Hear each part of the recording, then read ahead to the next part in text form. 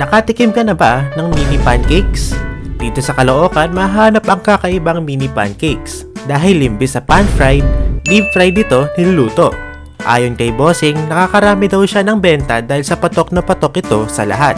At marami siyang sauces na pwede yung isawsaw sa mini pancake, tulad ng savory sweet sauce, and meron din siyang spicy flavor neto. So, masarap nga ba ang mini pancakes? Sarap! 5-star Tanghulu versus 5-star Tanghulu. Alin sa kanilang dalawa ang the best? Mahal, 100 plus kada isa. Pero itong isa, murang-mura, abot kaya pa.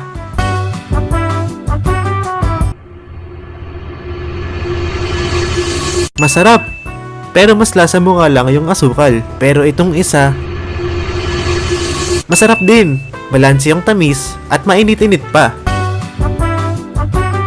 Yung isa, sa mall mo lang kadalasan mahanap eh. Pero itong Tanghulo na isa, maski saan meron. Sa gilid ng daan o kaya sa palengke. Sa mahal na Tanghulo, maalala mo lang yung girlfriend mong binuburaot ka para lang makatikim neto eh. Pero itong isa, maaalala mo lahat ng memories nung bata ka pa pagkatapos mo makipaglaro para magmerienda. Kaya dahil dyan, 5-star Tanghulo wins. Masarap nga ba ang situ na kulay green?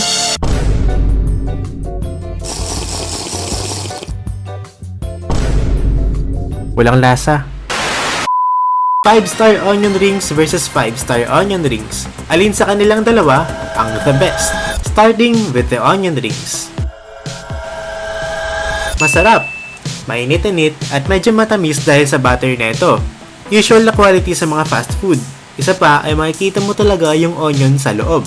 So legit na onion ring siya. Tanging downside lang neto is yung presyo dahil may kamahalan nga lang. Next naman is yung onion rings, na ang pinagkaiba sa isa ay ang presyo.